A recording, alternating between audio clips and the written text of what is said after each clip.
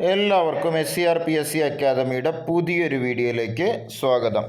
Current affairs സീരീസുകളിലെ അടുത്ത ക്ലാസ്സാണ് നമ്മൾ നോക്കുന്നത്. അപ്പോൾ കഴിഞ്ഞ ക്ലാസ്സുകൾ കാണാത്തവർ നിർബന്ധമായിട്ടും ആ ക്ലാസ്സുകൾ കാണാം. വളരെ പ്രധാനപ്പെട്ട കറണ്ട് അഫയേഴ്സാണ്, സെലക്റ്റഡ് കറണ്ട് അഫയേഴ്സാണ് നമ്മളിവിടെ ഡിസ്കസ് ചെയ്യുന്നത്.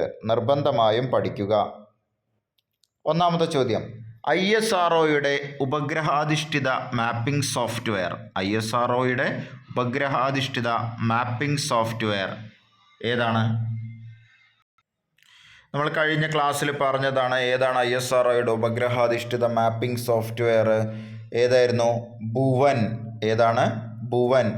അടുത്തത്, രാജ്യത്ത് ആദ്യമായി ജില്ലാതല ആൻറ്റിബയോഗ്രാം പുറത്തിറക്കുന്ന സംസ്ഥാനം. രാജ്യത്ത് ആദ്യമായി ജില്ലാതല ആൻറ്റിബയോഗ്രാം പുറത്തിറക്കുന്ന സംസ്ഥാനം ഏതാണ്? കേരളം. ഏതാണ്? കേരളം. നിർബന്ധമായും പഠിക്കുക. എന്താണ് ആൻറ്റിബയോഗ്രാം? ബാക്ടീരിയകൾക്ക് ആൻറ്റിബയോട്ടിക്കുകളോടുള്ള പ്രതിരോധ ശേഷി അളന്ന് ക്രോഡീകരിക്കുന്നതാണ് ആൻറ്റിബയോഗ്രാം. ബാക്ടീരിയകൾക്ക് ആൻറ്റിബയോട്ടിക്കുകളോടുള്ള പ്രതിരോധ ശേഷി അളന്ന് ക്രോഡീകരിക്കുന്നതാണ് ആൻറ്റിബയോഗ്രാം. സംസ്ഥാനത്ത് ആൻറ്റിബയോട്ടിക്കുകൾ വിതരണം ചെയ്യുന്ന കവറുകളുടെ ഏകീകൃത നിറമാക്കുന്നത് ഏത് നിറത്തിൽ ഇനി ആൻറ്റിബയോട്ടിക്കുകൾ വിതരണം ചെയ്യാൻ പറ്റുള്ളൂ? നീല നിറത്തിൽ. അതായത് അതിൻ്റെ കവറ് നീല നിറമാവണം.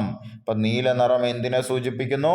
ആൻറ്റിബയോട്ടിക്, മരുന്ന് കവറുകളിൽ ആ കവറ് നീല നിറം എന്തിനെ സൂചിപ്പിക്കുന്നു? ആൻറ്റിബയോട്ടിക്. വളരെ വളരെ ഇമ്പോർട്ടൻ്റ് ആണ്. അടുത്ത്, രാജ്യത്ത് ഏറ്റവും നീളമുള്ള റെയിൽവേ തുരങ്കപാത പ്രധാനമന്ത്രി ഉദ്ഘാടനം ചെയ്തത് എവിടെയായിരുന്നു? ജമ്മു കാശ്മീർ. രാജ്യത്തെ ഏറ്റവും നീളമുള്ള റെയിൽവേ തുരങ്കപാത പ്രധാനമന്ത്രി ഉദ്ഘാടനം ചെയ്തത് ജമ്മു കാശ്മീർ. ഉദ്ധംപൂർ ശ്രീനഗർ ബാരാമുള്ള റെയിൽവേ പാതയിൽ. ഏതിലാണ്?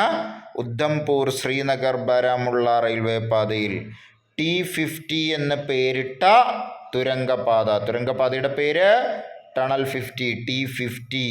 12.77 കിലോമീറ്ററാണ് T50 തുരങ്കത്തിൻ്റെ നീളം. 12.77 കിലോമീറ്ററാണ് T50 തുരങ്കത്തിൻ്റെ നീളം. അടുത്ത്, മുതിർന്ന പൗരന്മാർക്കായി കേന്ദ്ര സർക്കാർ നടപ്പിലാക്കുന്ന എല്ലാ പദ്ധതികളും ഒരു കുടക്കീഴിലാക്കുന്നതിനായി നിലവിൽ വന്ന പദ്ധതി. മുതിർന്ന പൗരന്മാർക്കായി കേന്ദ്ര സർക്കാർ നടപ്പിലാക്കുന്ന എല്ലാ പദ്ധതികളും ഒരു കുടക്കീഴിലാക്കുന്നതിനായി നിലവിൽ വന്ന പദ്ധതിയുടെ പേര് അടൽ വയോ അഭ്യുദയ് യോജന. എന്തായിരുന്നു? അടൽ വയോ അഭ്യുദയ് യോജന. അടുത്ത്, തൊഴിൽ തേടുന്ന മുതിർന്ന പൗരന്മാരെ സഹായിക്കാൻ കേന്ദ്ര സാമൂഹിക നീതി ശാക്തീകരണ മന്ത്രാലയം ആരംഭിച്ച പോർട്ടൽ. തൊഴിൽ തേടുന്ന മുതിർന്ന പൗരന്മാരെ സഹായിക്കാൻ കേന്ദ്ര സാമൂഹിക നീതി ശാക്തീകരണ മന്ത്രാലയം ആരംഭിച്ച പോർട്ടൽ എന്തായിരുന്നു? സേക്രഡിൻ്റെ full form senior able citizens for re employment in dignity. Senior able citizen for re employment in dignity. അടുത്തത്, ഐക്യരാഷ്ട്ര സംഘടനയിലെ ഇന്ത്യയുടെ സ്ഥിരം പ്രതിനിധി. നിർബന്ധമായും പഠിക്കണം. അത്രയും പ്രധാനപ്പെട്ട ചോദ്യമാണ്. ആരാണ്? രുചിര കബോജ്. നിലവിൽ ഭൂട്ടാനിൽ സ്ഥാനപതിയാണ് രുചിര കബോജ്. ഇതിനു മുമ്പ് ഇന്ത്യയുടെ സ്ഥിരം പ്രതിനിധി ആരായിരുന്നു?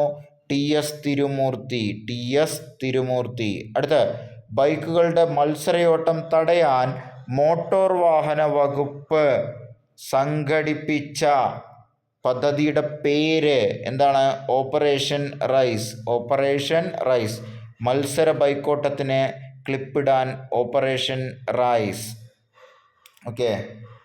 അടുത്തത്, മത്സര ബൈക്കോട്ടത്തിന് ക്ലിപ്പിടാൻ ഓപ്പറേഷൻ റേസ് എന്ന പേരിൽ ഇവിടെ റൈറ്റ് സൈഡിൽ വാർത്ത നിങ്ങൾ കണ്ടല്ലോ. ഓക്കെ. അപ്പോൾ അതുമായി ബന്ധപ്പെട്ടൊരു ചോദ്യമാണ്. ഓപ്പറേഷൻ റേസ് എന്നാണ് ബൈക്കുകളുടെ മത്സരയോട്ടം തടയാൻ മോട്ടോർ വാഹന വകുപ്പ് ആരംഭിച്ച പദ്ധതി. അടുത്ത, ഇന്ത്യൻ വാർത്താവിനിമയ ഉപഗ്രഹം GSAT 24 വിജയകരമായി വിക്ഷേപിച്ചു. ഫ്രഞ്ച് ഗയാനയിലെ യൂറോപ്യൻ സ്പേസ് പോർട്ടിൽ നിന്നായിരുന്നു വിക്ഷേപണം. 23 ജൂൺ 2022.